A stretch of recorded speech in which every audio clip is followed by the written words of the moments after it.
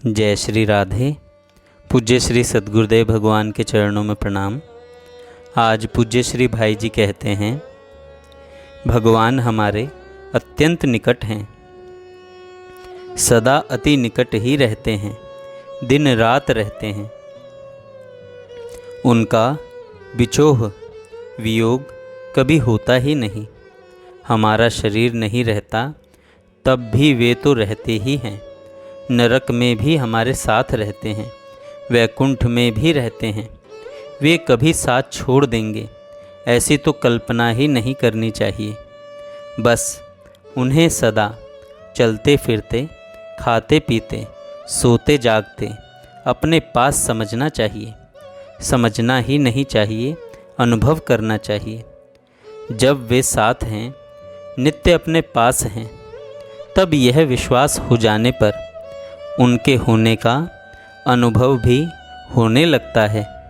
सदा सर्वदा उनकी सन्निधि का अनुभव किया करो। वे एक क्षण के लिए भी तुमसे अलग नहीं होते, यह निश्चय समझो। फिर वे साथ रहें या साथ रखें, इसका कोई प्रश्न ही नहीं है। वे सदा ही सर्वत्र ही साथ हैं। तस्या अहम न प्रणश्यामि स च मे न प्रणश्यति। मैं उससे कभी अलग नहीं होता और वह मुझसे कभी अलग नहीं होता, यह भगवान ने कहा है। इस बात का विश्वास करो, अनुभव करो। भगवान छोड़ना जानते ही नहीं। एक बार जो भगवान का हो जाता है, वे सदा के लिए उसके हो जाते हैं। उनका और हमारा संबंध कभी टूटने वाला है ही नहीं। इस बात पर हमें विश्वास करना चाहिए और रात दिन उनकी अनंत असीम कृपा के अगाध सागर में अपने को निमग्न देखना चाहिए।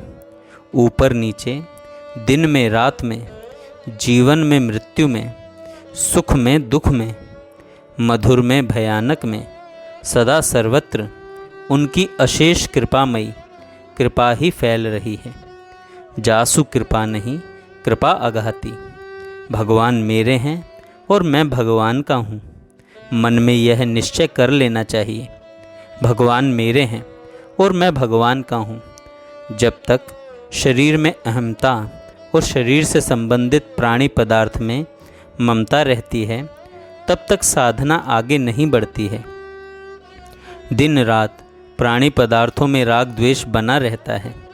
इसीलिए या तो शरीर और संसार को असत समझकर अहमता ममता को मिटा देना चाहिए, या बहुत ही सरल दूसरी चीज़ यह है कि अहमता मैं को भगवान की दासी बना दो।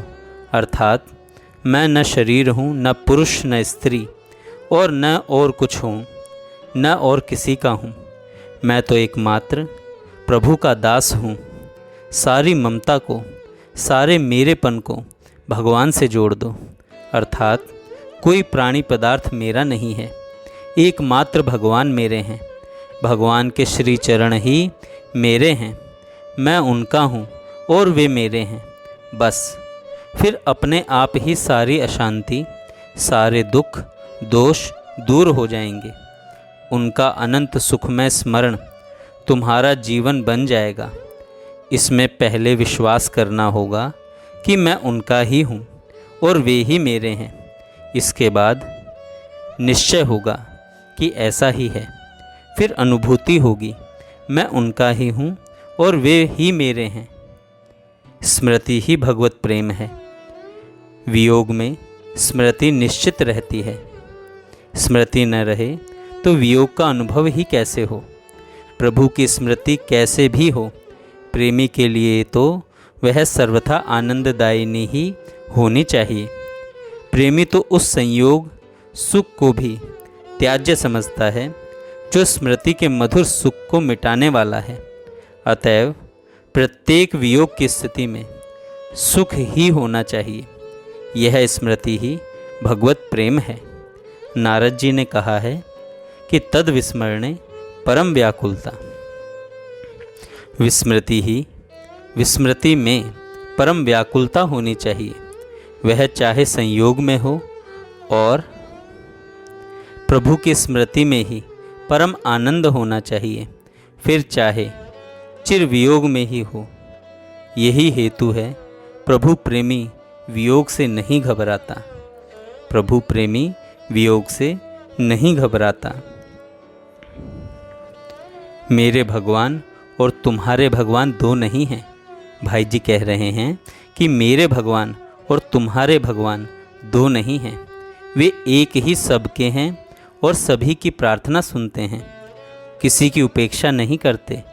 भगवान के लिए नगण्य जीव भी उतना ही प्रिय है जितना कोई महान प्राणी, पर जो कोई विश्वासपूर्वक अपने को बिना शर्त उनके चरणों पर चढ़ा देता है, उसके प्रति तो उनका स्नेह सागर सहज उमड़ पड़ता है।